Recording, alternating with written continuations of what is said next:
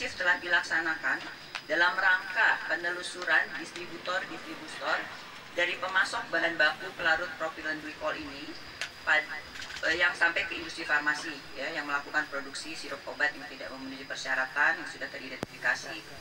Jalur distribusinya memang panjang, ya, dari importirnya melalui beberapa distributor bahan kimia dan pedagang besar hingga bahan baku itu sampai ke industri farmasi. Jadi kami berdasarkan dokumen-dokumen yang kami miliki tentunya jalur distribusi tersebut dicermati satu demi satu, ya, kemudian kami lakukan sampling dan pengujian. Jadi memang harus satu-satu kita cermati, ya, karena memang tidak selalu semuanya bisa kita dapatkan dengan mudah, ya.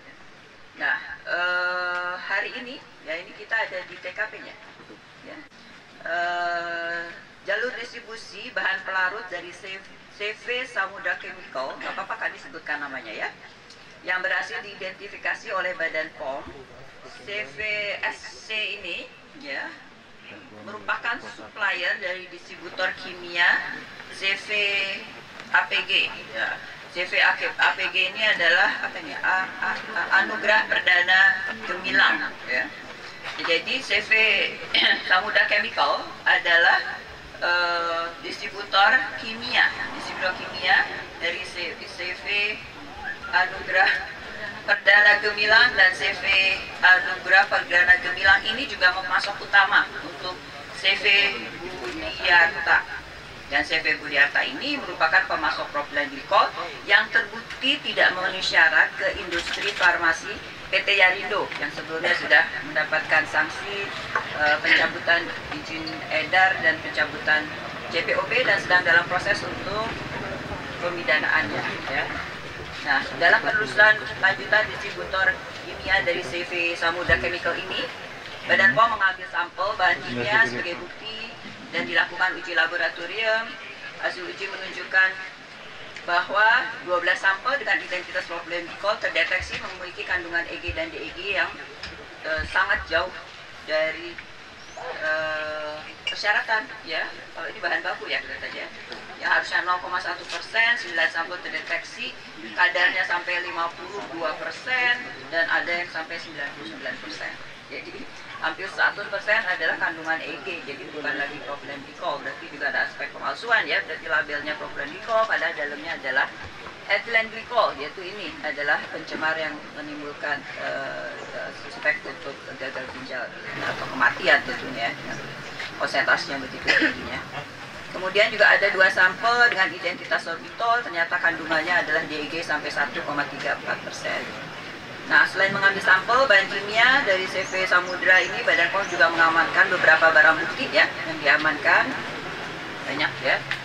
Ada tentunya beberapa drum aluminium warna putih, ada buku-buku dokumentasi, ada sorbitol, dipropilen glikol, dan berbagai. Nanti silahkan melihat, ya, apa saja barang bukti tersebut. Ya, saya kira mudah-mudahan itu sudah cukup, ya, untuk menjadi barang bukti yang akan kita tindak lanjut lebih jauh. Dan juga dalam rangka kehati-hatian, tentunya Badan POM menginstruksikan industri obat dan makanan dan pedagang besar farmasi PBF yang pernah melakukan pengadaan propilen glikol dari distributor kimia umum, khususnya CV Samudra Chemical ini, ya, haruslah satu yang melakukan hal sedemikian, ya. 1. Industri obat dan makanan agar melakukan pengujian cemaran EG dan DEG dengan prioritas terhadap bahan baku dan sirup obat yang menggunakan bahan baku dari CV Samudra Chemical, ya. Jadi siapapun industri farmasi atau BBF yang pernah melakukan hubungan bisnis dengan CVCF ini dan mendapatkan penyaluran suplai bahan baku propilen glikol untuk dicek, ya. Bisa jadi bukan propilen glikol itu, ya, dengan persyaratannya adalah kalau bisa masuk ke industri farmasi adalah 0,1% cemaran DEG-nya, tapi ada kemungkinan malahan tadi seperti tadi, ya, kandungannya sangat-sangat besar. Kemudian PBF agar menghentikan penyaluran bahan baku yang bersumber dari CV Samudra Chemical, ya.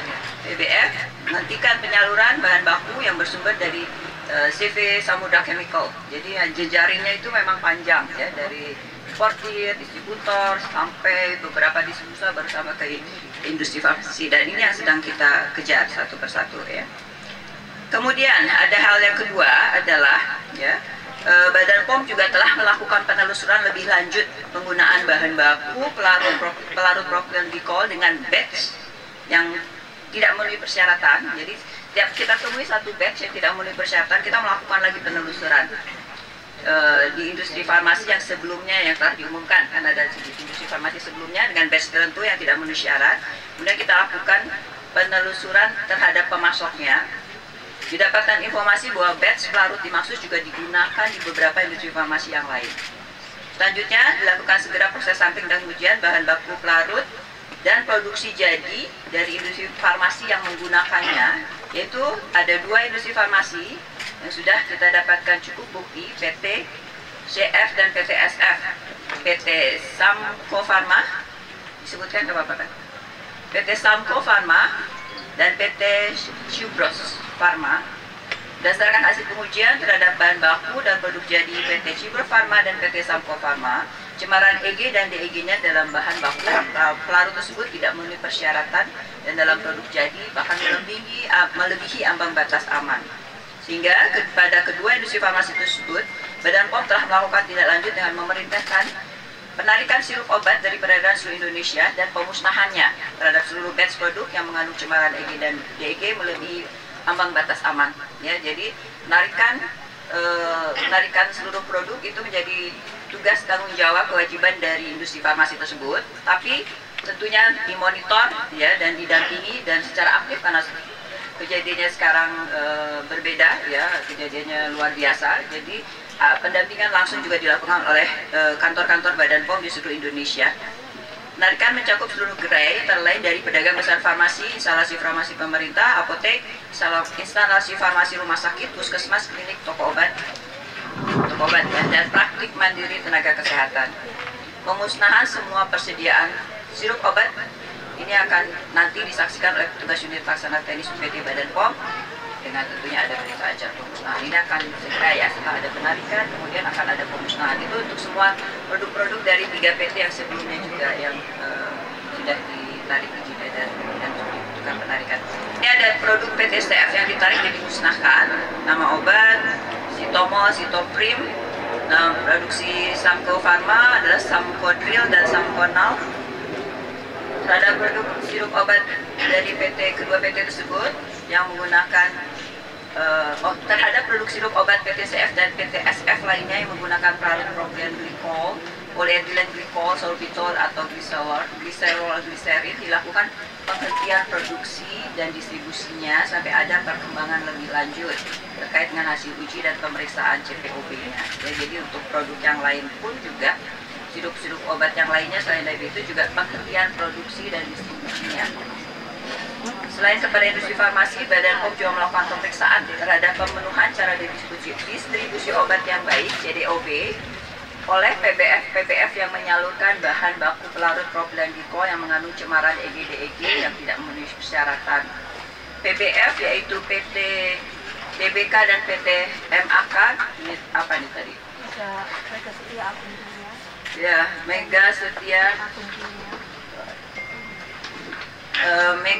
Agung Kimia dan PT Tirta Buana Kemindo yang terbukti melakukan penyaluran bahan baku pelarut propylene glikol yang mengandung cemaran EG/DEG yang tidak memenuhi syarat dan melakukan pengadaan bersumber dari distributor kimia umum tanpa melakukan kualifikasi pemasok sesuai ketentuan yang harus dilakukan, akan juga diberikan sanksi berupa pencabutan sertifikat CDOB. Ya, jadi ada 2 PBF yang dicabut sertifikat CDOB-nya karena menyalurkan produk yang mengandung cemaran EG/DEG yang sangat besar dan terbukti tidak melakukan upaya inspeksi dan jaminan.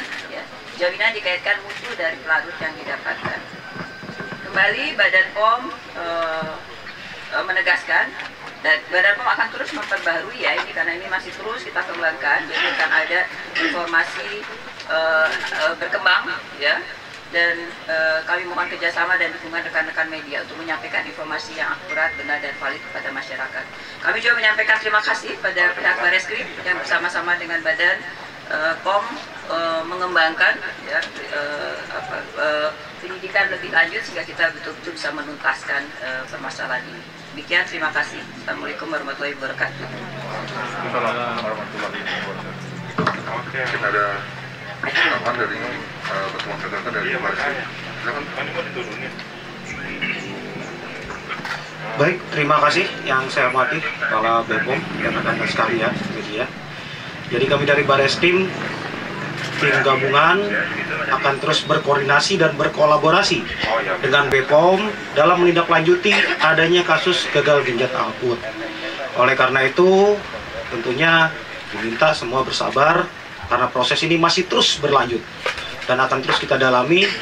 Dan bagi mereka yang bertanggung jawab, tentunya ada pertanggungjawaban pidana maupun administrasi yang ada. Saya rasa sekian, terima kasih. Terima kasih banyak.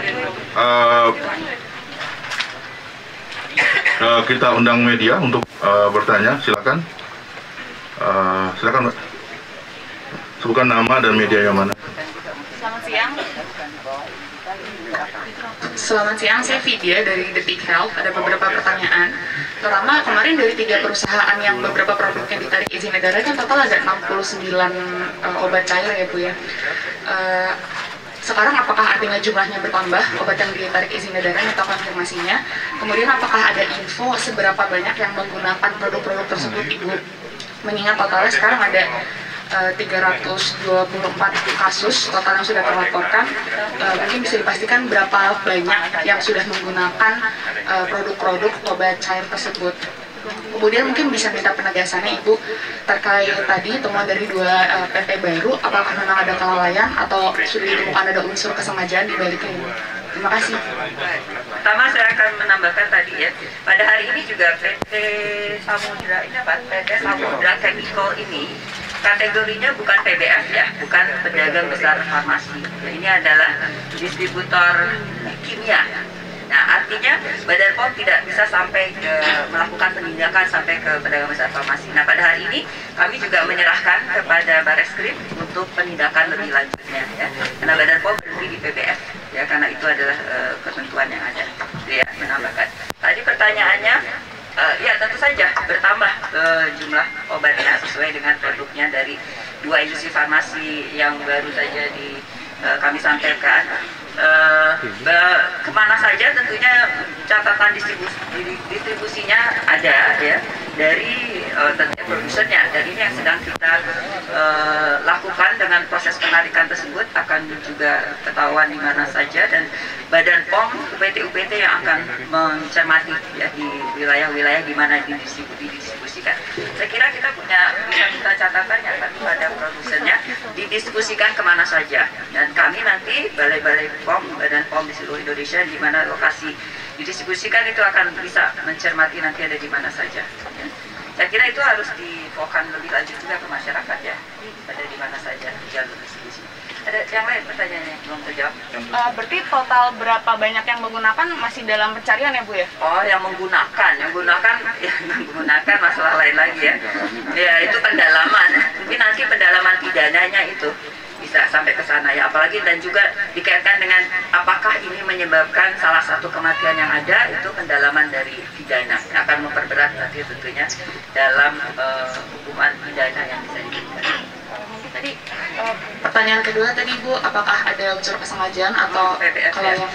Yang jelas ada kelalaian karena ada ketentuan-ketentuan cara distribusi obat yang baik, di mana sebuah PBF itu harus apabila mendapatkan suplai dari distributor tertentu, dia harus melakukan pemastian dikaitkan dengan mutu, harus juga memastikan bahwa produsen ataupun distributor sebelumnya itu memang memenuhi ketentuan cara distribusi obat yang baik.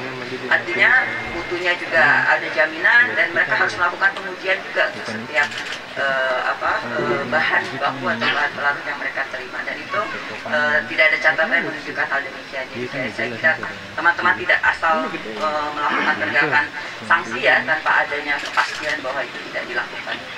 kelalaian ada, kesengajaan perlu pendalaman. Silakan berikutnya. Oh, silakan di kanan. Nama dan medianya Kompas. Selamat siang Bu, saya Syika dari Kompas.com. Mau tanya Bu, berarti ini kan tadi disebutkan ada 2 PT yang bahan bakunya mengandung etilen glikol melebihi ambang batas. Kalau di BPOM sendiri itu sebelumnya terdaftar pakai distributornya dari mana aja ya Bu? Apakah ini juga mereka sama seperti 3 PT sebelumnya yang mengubah bahan baku mungkin dari kayak kemarin kan kayak dari Dow Chemical mungkin sekarang berubah begitu Bu. Terus yang kedua, tadi kan kemarin kan dari tiga industri farmasi itu ada 69 obat.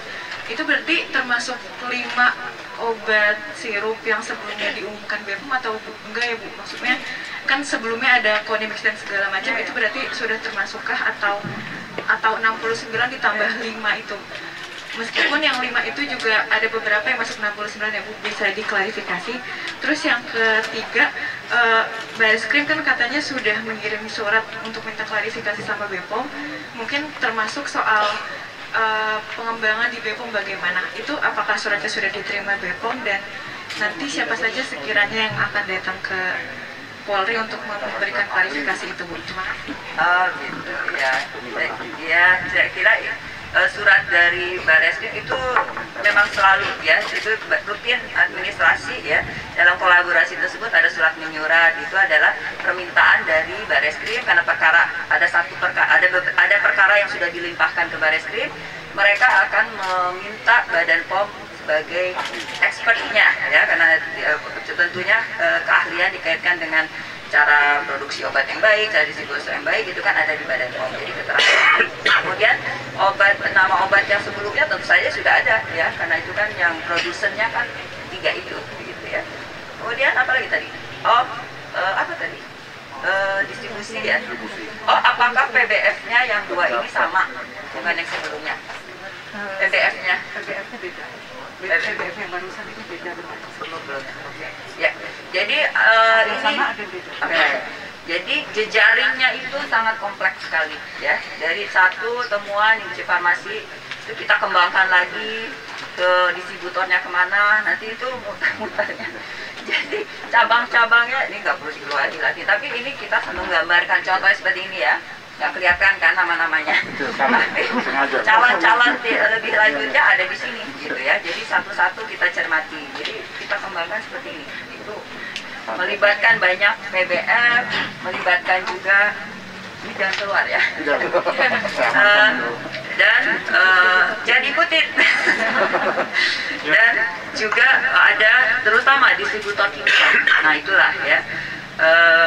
Karena ada distributor kimia di sini ya, yang saya kira seharusnya memang bahan baku untuk industri farmasi itu tidak dibolehkan untuk didistribusikan atau mendapatkan pasokan dari distributor kimia ya, karena dimungkinkan kemudian ada unsur kesengajaan apa unsur tidak kesengajaan, bisa saja mix-up gitu ya, tapi potensi itu ada. Nah itu yang harusnya dipisahkan betul bahwa bahan baku atau bahan tambahan untuk yang pharmaceutical grade artinya ya, karena untuk industri farmasi itu dipisahkan dengan bahan kimia untuk industri kimia lainnya, karena ini harus rate-nya betul-betul murni dari berbagai cemaran. Nah dari kelalaian BBF maupun industri farmasi dalam memastikan bahwa komposisinya tidak mengandung pencemar yang sangat tinggi, inilah muncul produk yang mengandung EGD yang sangat tinggi. Bisa jadi kelalaian, bisa kesengajaan, ya itu pendalaman yang kita lakukan. Oke, saya kira demikian ya. Satu lagi ya, terakhir Bu. Dari? Ya, saya Intan dari Harian Kompas. Kompas ya. Ini naik. Oke, baik. Saya Intan dari Harian Kompas. Mohon izin Bu, saya ada 3 pertanyaan. Yang pertama Bu, ini kan Badan POM dan Badaskrim masih melakukan penyelidikan lebih lanjut ya Bu ya, untuk macam-macam produk lainnya. Nah, apakah sebenarnya sekarang imbauan ke masyarakat seperti apa sih Bu? Kan takutnya nanti yang ternyata sekarang kemarin kan sempat juga disampaikan ada produk yang aman, ternyata di batch tertentu tidak aman begitu ya, atau mungkin ada juga yang menggunakan ini nanti tidak aman lagi misalnya begitu ya Bu ya. Ini bagaimana sih Bu imbauannya? Kan masyarakat juga masih agak bingung ini Bu untuk menggunakan yang aman dan tidak aman, atau lebih baik Badan POM sekarang mengimbau untuk tidak menggunakan dulu sampai nanti selesai dan tuntas, atau bagaimana? Itu yang pertama Bu. Yang kedua, dan untuk bahan baku ini selain untuk obat biasanya digunakan untuk apa aja Bu, untuk produk bahan makanan dan obat lainnya itu? Dan yang ketiga, ini bagaimana sih Bu prosesnya Bu sebenarnya dari industri mungkin dari industri farmasi yang produsen obat menggunakan bahan baku sampai ada akhirnya bisa menggunakan bahan baku yang tidak pharmaceutical grade begitu Bu. Nah, ini sebenarnya prosesnya seperti apa, atau mungkin ada miss di aturan begitu Bu sampai bisa meloncat ke penggunaan bahan baku kimia yang seharusnya tidak Bu untuk farmasi. Terima kasih Bu. Oke, nanti saya ingatkan pertanyaan yang lain. Pertama, saya kira himbauan Badan POM ya sesuai dengan apa yang sedang masih ditegaskan oleh pemerintah ya saat ini ya.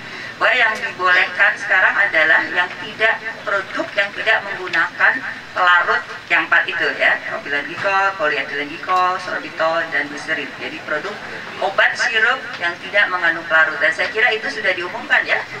Jadi obat-obat yang aman di awal kan pernah kami mengumumkan ya. Mungkin itu perlu ditayangkan kembali, diinfokan kembali kepada masyarakat ya, produk obat yang tidak mengandung pelarut. Kemudian tentunya kami memastikan dulu. Sekarang betul-betul kami pastikan dulu ya, industri farmasi yang tidak, kami cermati dulu sekali lagi ini adalah PBF, dan PBF mana saja, terus kita kembangkan juga ya, PBF mana saja dan juga distributor kimia mana saja yang punya sejarah ya teridentifikasi terkait dengan produk industri farmasi yang punya produk cemara DGD-nya sangat tinggi. Jadi sedang kita kembangkan ya. Dan saya kira kita butuh waktu ya. Jadi untuk sementara ini memang tidak dibolehkan dulu produksi obat sirup, baik sirup anak maupun sirup dewasa ya, semua sirup obat yang menggunakan pelarut PGPEG, sorbitol, dan glycerin untuk digunakan. Artinya dihentikan untuk peredarannya ya. Peredarannya sudah ditarik semuanya. Tidak boleh menggunakan.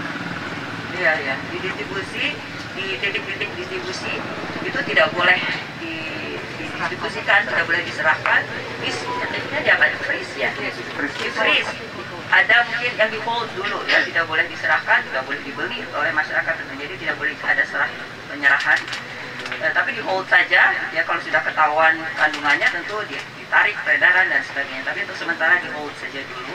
Sambil kita terus mengembangkan upaya dengan para industri farmasinya untuk melakukan pengujian sendiri, kemudian melaporkan ke Badan POM, dan kita review betul ya, walaupun tentunya tidak mungkin Badan POM bisa melakukan pengujian satu demi satu semua produk. Itu adalah tanggung jawab dari industri masing-masing.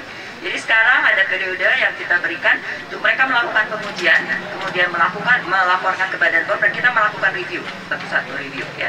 Badan POM punya keahlian untuk bisa menangkap kalau ada sesuatu yang tidak tepat ya, atau janggal dalam hal ini. Tapi kita perlu melakukan review dalam desk review intensif tersebut dengan berbagai rekam jejak dan data-data yang lainnya lah kita cocokkan. Kemudian nanti pada waktunya, oke, kita lihat ada memang jaminan keamanan berkaitan dengan sistem mutu yang terbangun di industri farmasi yang memang sudah matang. Industri farmasi kita kan berklaster-klaster ya, ada industri farmasi yang maturitas atau kepatuhannya, quality control dan quality assurance yang terbangun dalam sistem di industri farmasi itu sudah bagus. Itu ada ya, ada sekitar 50% lebih ya, 50%. Nah, kita akan fokus dulu ke situ ya. Kalau mereka sudah memberikan data-data yang baik, kita review dan sistemnya memang baik, kita akan lepaskan pelan-pelan 70% memang sampai ya. Nah, terbukti ya bahwa para pelanggar ini adalah masuk dalam kategori yang di bawah, yang kepatuhannya, catatan recordnya pada saat kami inspeksi, ada temuan, terus ada peringatan, itu ada semua recordnya di Badan POM. Dan yang 5 sekarang ya, 3 kemarin, 3 ya, 1, 2, 3 ya. 3 kemarin dan 2 kemarin ini memang dalam kategori yang ke bawah, kategori di bawah ya, yang lemah lah ya, kepatuhannya dan selama ini dalam pembinaan Badan POM. Jadi demikian, nanti pelan-pelan ya, kalau ada bukti yang sudah meyakinkan baru kita lepaskan pelan-pelan dengan bertahap ya. Untuk penggunaan bahan baku selain untuk obat, untuk apa lagi Bu ya? Saya kira yang bisa diwaspadai masyarakatnya ya. Ada industri pelarut cat ya. Kan ada yang PEG-nya, ada yang EG dan DEG juga, itu kan sebagai bisa digunakan untuk tekstil dan lain-lain. Yang dikonsumsi Bu selain obat? Ya tidak boleh ya. Kalau konsumsi berarti food grade ya. Food grade saya kira tidak ada yang mengandung ya. Biasanya kalau food grade itu sorbitol itu penggunaannya. Tapi sudah kita lihat juga ada aturan standarnya yang saya kira dosisnya aman dalam hal ini. Tapi kita terus kembangkan juga bersama dengan produk-produk di pangan. Ya. Kira ada cukup. Terima kasih banyak Bapak Ibu. Semuanya, dan ya, kami tutup. Mohon bantuannya untuk memberikan informasi yang benar ya pada masyarakat. Terima kasih banyak. Kami tutup dengan ucapan alhamdulillah. Wassalamualaikum warahmatullahi wabarakatuh.